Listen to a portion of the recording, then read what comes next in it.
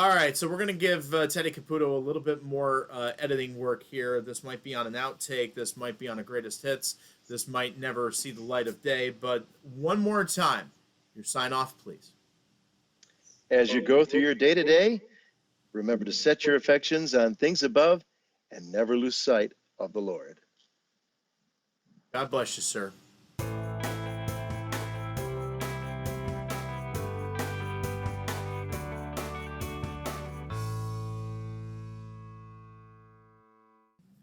Welcome to Faith Feature on the Mars Hill Network. I'm Rich Lupia, and I've been the host of Faith Feature since the middle of March, when we developed Faith Feature in response to COVID-19.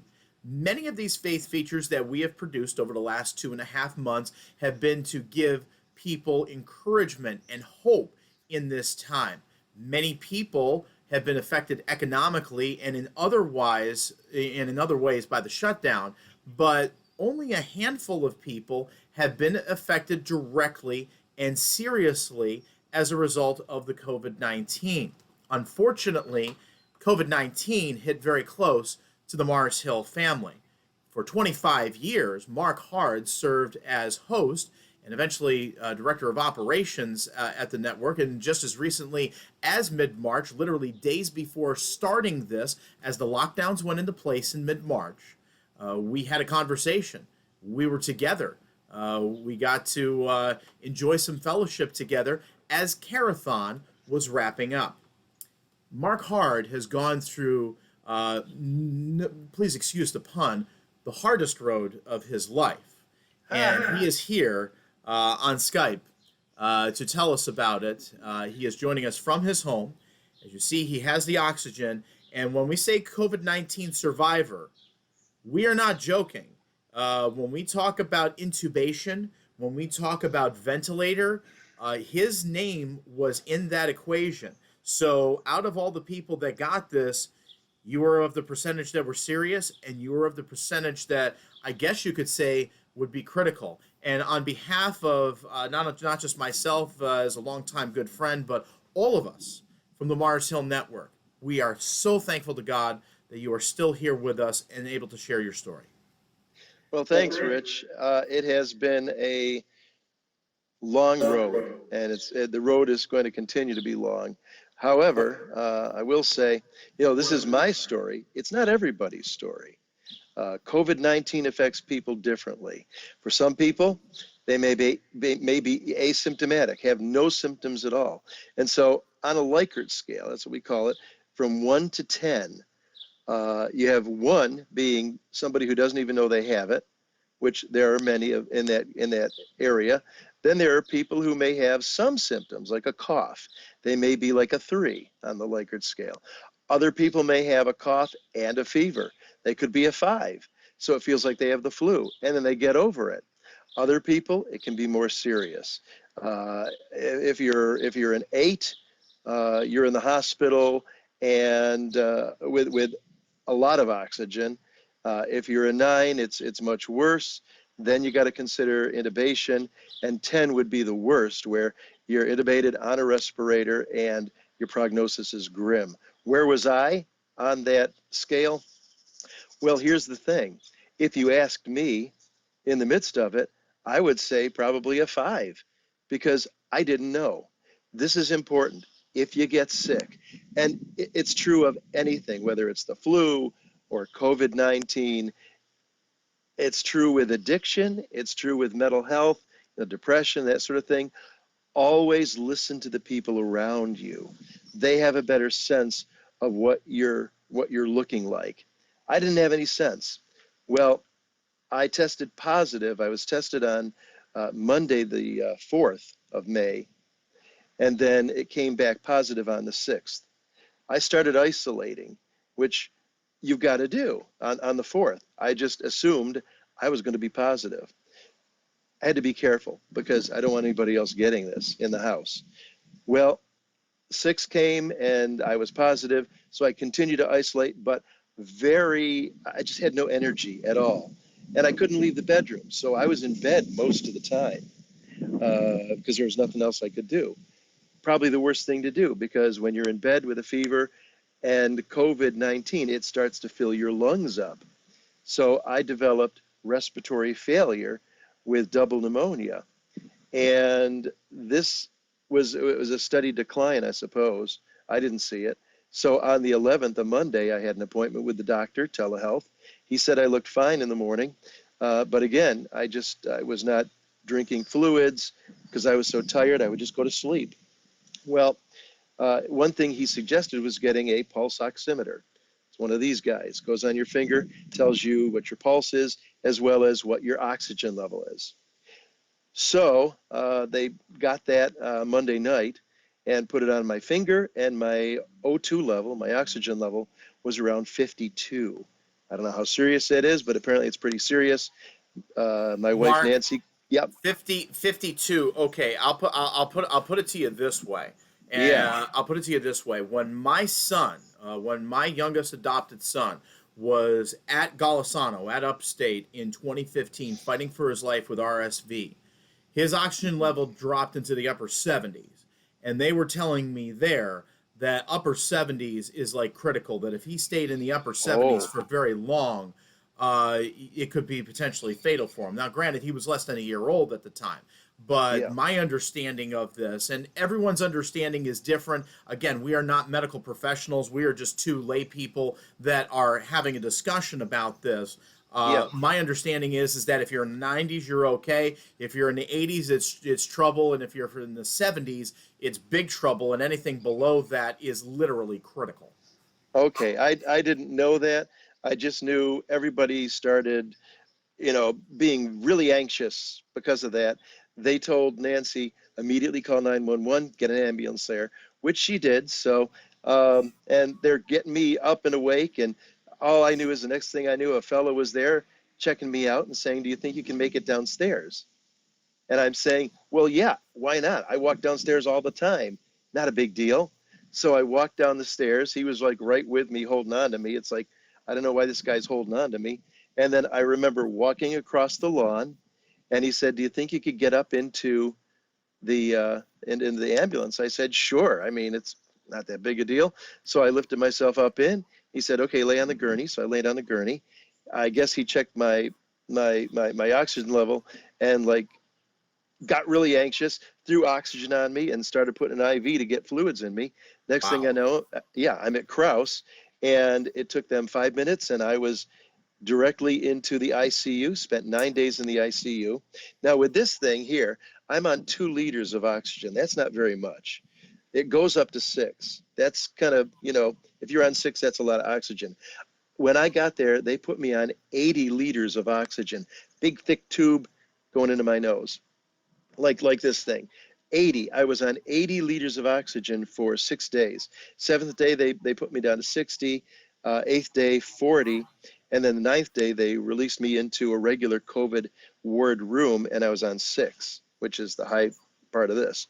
Wow. On day 8, or I'm sorry, when I was down there, the day before I was let out, released, discharged, they put me down to 3 at 9 o'clock in the morning. One of the respiratory therapists did that. And then doctor came in and around 10:15 said, "Oh, you're on 3. You seem to be doing okay. I'm going to put you at 2." So I went from 6 to 2 in a matter of like an hour and a half. I thought that might be a little quick, but I seemed to be doing okay. And they weren't sure really what to do with me because when I got down to the main, area there, I started doing everything for myself, ordering my own food, getting up to use the restroom myself. My alarm would go off when I'd go below 90, and I'd get perturbed because it's an noise, and I hated that. So I would get up and walk around with my tubing and reset the thing and mute the monitor. And they're like, "Oh, well, okay." But I finally was released, being in the hospital for about 15 days. Uh, and I guess when they ask you, "Do you want to be intubated? If your heart stops, do you want us to restart it?" And I'm like, "Yes, yeah, I'm too young to go." So, but I guess that was a serious question because when I got to the ICU, one of the things the nurses said was, one of two things is going to happen. Either you're going to get worse and you're going to be on a respirator, or you're going to start to get better. It's like, well, I'm thinking better because that's what I want. And I was very close, I guess, to being intubated. But, with people's prayers, I think the Lord really did a miracle and turned it around because, according to my wife anyway, she said my situation was pretty grave and they really thought I was going to die. So I got to thinking it's like I was snatched from, the mouth of death. And the Lord really turned it around and has given me a great testimony in that, because I have come so far. Now, they can't guarantee how far I will gain functioning as far as my lungs are concerned, because they were fully involved. They sound great right now. They sounded great while I was there. Now, the chest x-ray showed a lot of the COVID throughout, but it's now just at the bottom of my lungs, and could take months for that. I could be on oxygen for quite a while. However, I have seen a lot of progress since I've been home. It's important to move around when you have COVID, because COVID also can cause blood clots, and you don't want that. So I'm up early and I'm moving around and just keeping track of my oxygen. It's to the point now where if I go upstairs, I'm out of breath. My oxygen will dip to 84 to 86, but then it rebounds, within a minute or so, and I'm back up to 92, 94, and I've seen as high as 97. So I find that talking makes my oxygen level go up. I've started singing again, and actually playing a harmonica, which I think is probably great therapy too. So That's awesome. That's awesome. That's great. And I tell you, a song that comes to mind is "God Leads Us Along." The chorus, some through the water, some through the flood, some through the fire, but all through the blood. And the next part, oh boy, I can't think of it. Some through great sorrow, but God gives a song in the night season and all the day long. I was playing it on the harmonica just a little while ago. That came to mind, but that's a great comfort, as is a lot of the different scriptures. Psalm 27 verse 1, the Lord is my light and my salvation, whom shall I fear? The Lord is the strength of my life, of whom shall I be afraid? And you could say, of what shall I be afraid? When I pray, I ask the Lord for a complete healing, but if it's his will, then whatever. I'm happy with whatever and content in whatever situation I'm in. When I was in the hospital, had the opportunity to really minister to not only some of the chaplains that called, but the nurses too. And some of them had shared basically their life story with me. And we were really ministering to them, because they're in a situation now where they come in and it looks like they're in spacesuits. And it's a lot of work to put all that stuff on every time somebody needs something, because they don't wear them all the time. And they're under a lot of stress, and they're afraid too. They're certainly afraid that they're going to bring it home to Yep, their spouses, their children, their loved ones. And in some exactly. cases, that has absolutely happened. So, that's just an amazing story and an amazing testimony. You had mentioned to me that because you may be on oxygen for an extended period of time, and because of the fact that you were so serious, that you also are going to be out of work for an extended period of time. Yeah, I was surprised. The doctor took me out of work for 3 months. He feels like that's the amount of time it could take longer, could take shorter. I'm going for shorter. So I'm doing everything that they want me to do, and then some, to try to regain lung function. I feel great. I have a great appetite. I feel like I could go run up the street, but I know if I stand up and I take 20 steps, I'm going to start to feel a little dizzy. My oxygen level will go down, and then I got to sit down and catch my breath. So it almost feels like I'm a prisoner of my own lungs. But really, I just need to learn what I can and can't do. So, and then try to do a little more each day. And I do feel like I'm getting stronger every day, and am encouraged by the prayers of so many people. I mean, people literally around the world have been praying for me, and prayer is powerful. Talking to the Lord, It truly is. everybody needs to do that, and I really think it has made a huge difference. I couldn't be where I am today without those prayer warriors out there, and I appreciate your prayers and appreciate you continuing to pray for me, because you know what? I need it. Tell me about your family. Obviously, you were diagnosed, or you were tested on May 4th. You're diagnosed positive on May 6th.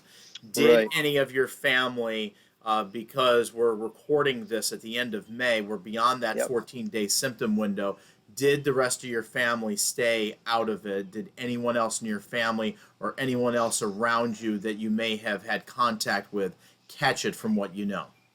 Well, they were on quarantine until the 21st. Uh, Really, nobody has any symptoms.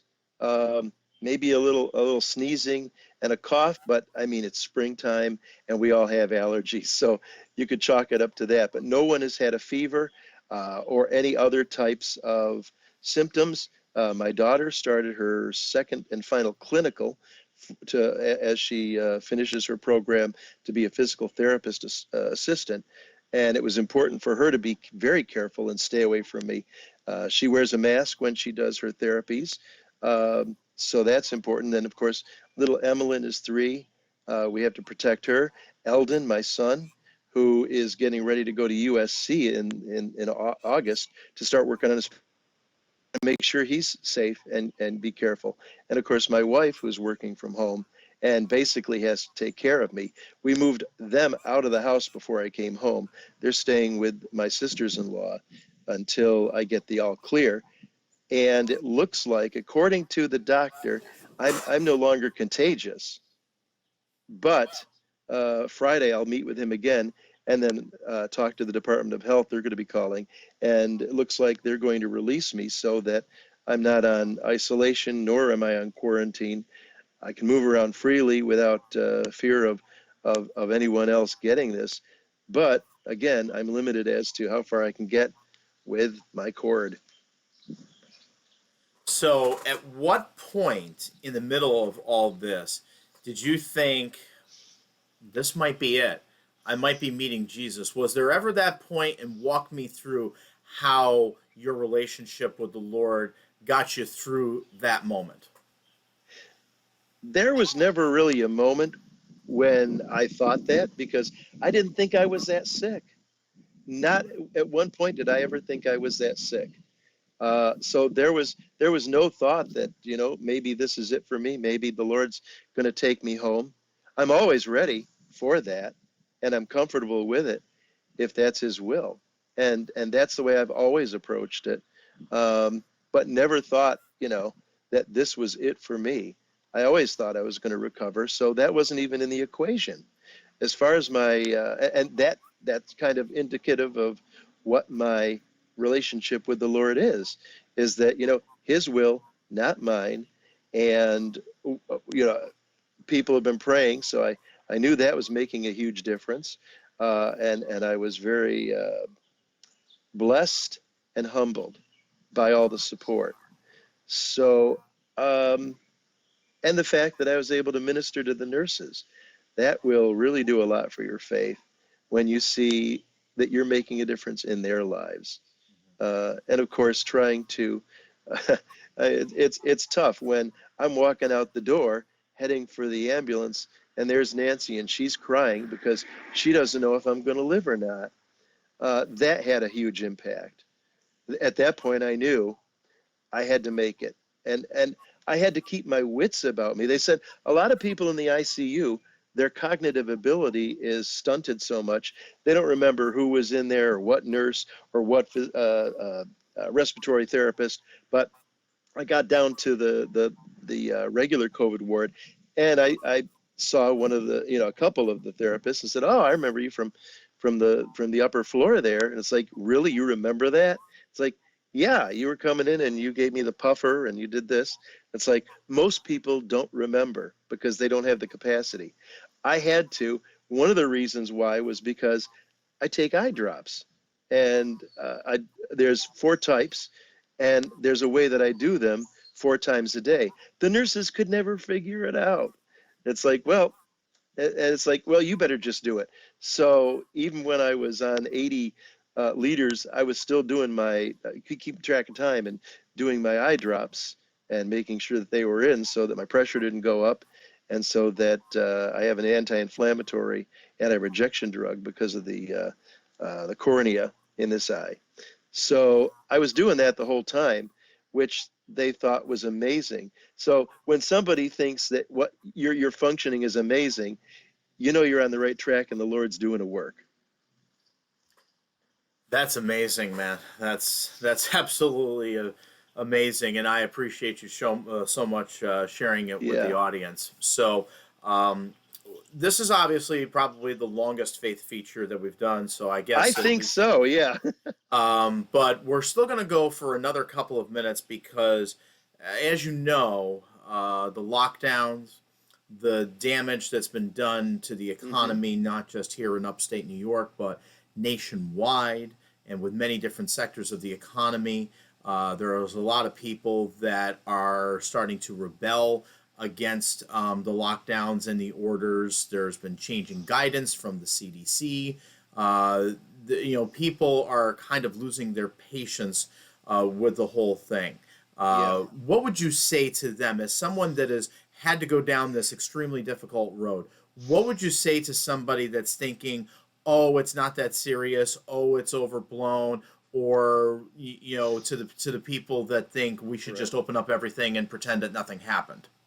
Yeah. Well, here's the deal. I was talking to somebody the other day, somebody that we both know and are close to, and he was saying how before they found out I had this, they were becoming, and he used the word careless, but he knew that wasn't the right word. And that stuck with me. And I thought, what is the right word? Ah, the right word is complacent. We've become complacent. We don't think it's as serious as it is or could be. And for many people, their symptoms are not that bad. However, I don't need to, but I still have a mask. And when people come up to me, I put the mask on. I don't necessarily need it, but it makes them feel safer when I do. I think that people, when you're out and about, wear the mask. I've seen stories on how effective they are. If you cough, then you're coughing into this, and hardly any of it gets out. All right. So wearing a mask is important. I don't feel like it's impinging or infringing on anyone's rights. It's common sense to do that. It's a safety thing. And as long as COVID is still around, we need to be careful because you don't know what effect it will have on you if you get it. It could be minor, it could be major, it could be fatal. That's the thing.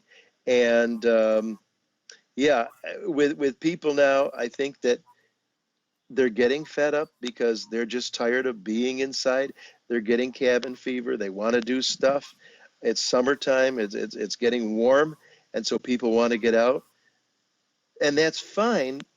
But at the same time, and it's not really the new normal. It's just for a time, and it's for a while longer.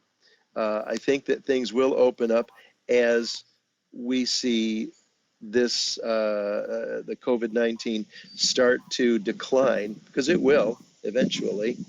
It looks like, according to the latest data, there's not going to be a second wave, and if you've had it, you Oh yeah, can't get it. You can't get it again. That's yeah, what it and looks like.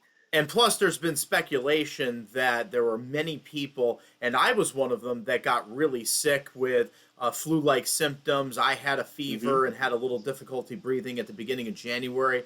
There's speculation, and that's exactly what it is speculation because we don't know for sure. And I haven't Right. been personally tested for an antibody myself. But many people that I know got sick with upper respiratory stuff that couldn't have been explained in December and January, Yeah. and there is the possibility that it may have already been spreading for a while before we even knew it. And the only reason why everything started to go in March the way that it did was because that was when the testing really started to ramp up. We Restart. didn't have the testing, at that point. So if that's the Hmm. case, that would actually be a good thing. Fingers crossed and prayers to the Lord that maybe Hmm. it was going on around us. So this way, more people had it. It's passed through more people, and we can get closer to herd immunity. Or maybe we don't have a bad second wave ahead of us. We honestly don't Right. know what's ahead of us. All we know Hmm. is that we have Christ. We need to rely on Him every day, and especially in a situation like this, try to be considerate of one another, regardless of what they believe, and especially to Right. be protective of the health of people around you. Right. And when you've got a mask on, people are a lot more comfortable. Even if you feel like you don't need it, just to do it and be considerate, I guess is a good word. Considerate and safe.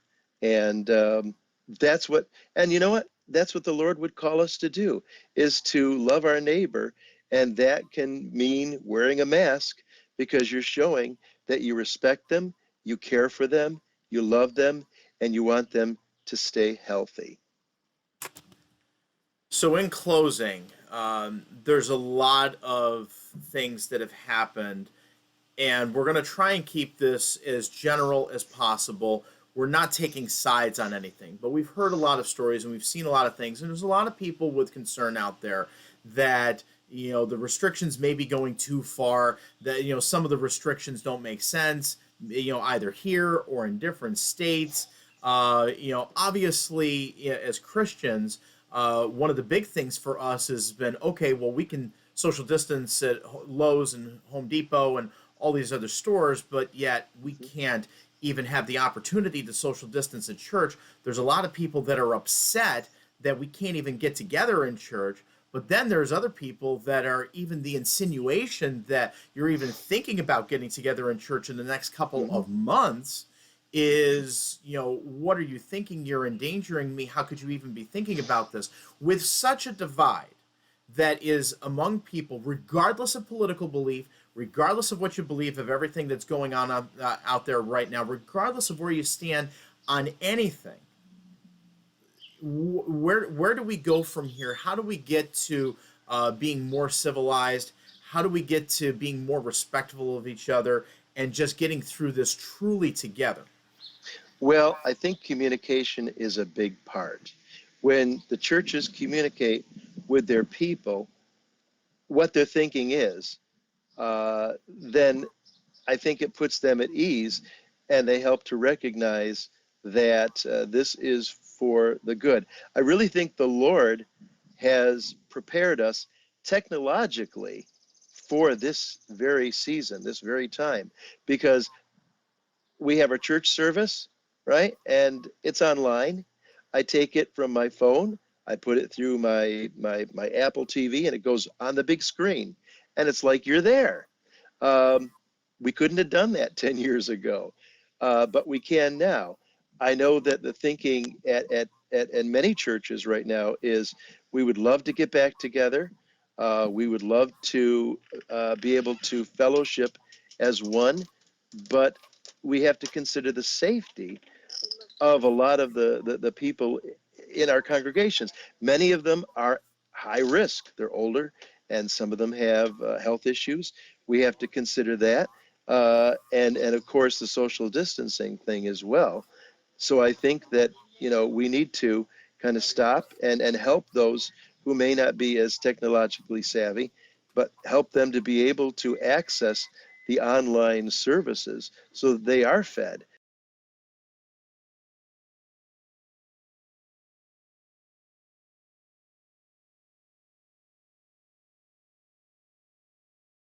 So a little bit of joking around about about things, but Yeah. yes, the Bonnies are good, but we love our orange, and Hmm. forever orange, and of course we can say that not just because the flagship of Mars Hill is in Syracuse at WMHR 102.9 on your FM dial. It's Yes, saying yes. the radio voice there. What many people also don't know, and we may have mentioned it in the last feature when Mark was hosting mornings, I would drop in and do live cut-ins with the weather from 2012 to 2014. Those were some funny days. Oh yeah. Speaking of that, a quick story about my time at Mars Hill. Okay. I was in the control room on the air, and our bookkeeper, who since has passed away, came in, and she had a long skirt on. It was red and white checked, and she said, "How do you like my new skirt?"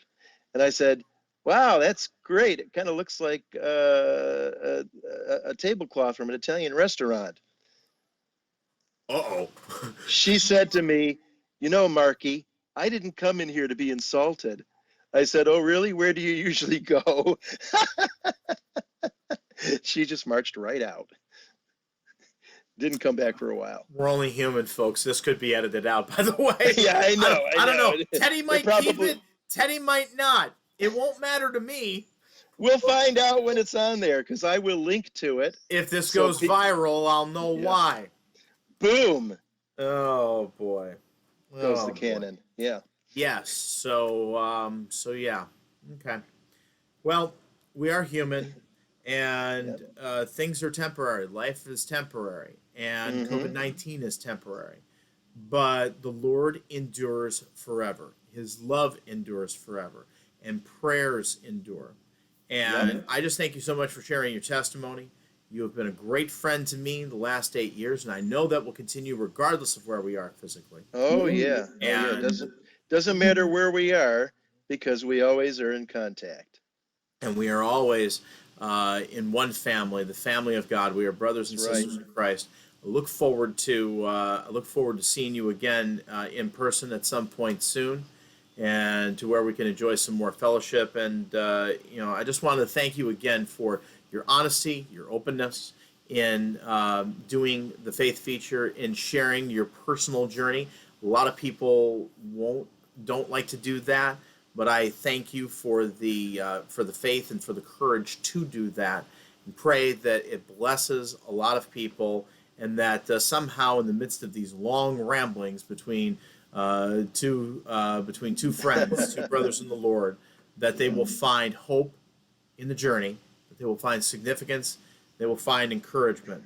It's always been a pleasure to talk to you, to work with you, and to always call you my friend and brother. And to all you in the audience, I want to thank you for your support of the Faith Features and of me in my time at the Mars Hill Network, and that you would continue to support the ministry that is so critical in giving people hope in the journey through the gospel, through the praise and worship music, and through everything that the Mars Hill Network does. We are so thankful to be of service across upstate New York, Eastern Ontario, and Eastern Long Island, and we just And the Capital District. Don't forget the Capital District. 96.7 WMHH. There you go. Yes, and I highly doubt that Wayne Taylor will call me back to do the voiceovers for the station, live from the top of Onondaga Hill. Making a difference throughout God's country. And indeed, this is God's country. So Yep. yeah. So Wayne and Teddy and anyone else that might actually see this in the light of day will probably have a lot of fun with this. I'm sure. Oh, yeah. They will. I'm sure they will. Mark Hart, former Mars Hill Network host, great brother in the Lord, COVID-19 survivor, and all around great testimony to what the Lord has done and is continuing to do. God bless you in all that you do. God bless your family. And hopefully they bring you back some coffee or some nice treats from Wegmans. Yes, I hope so. Lord bless you, and Lord bless all our listeners and viewers to this. And I'm praying for everybody as they've been praying for me. So be safe and trust the Lord. Amen. This has been Faith Feature on the Mars Hill Network, where we always give you hope in the journey.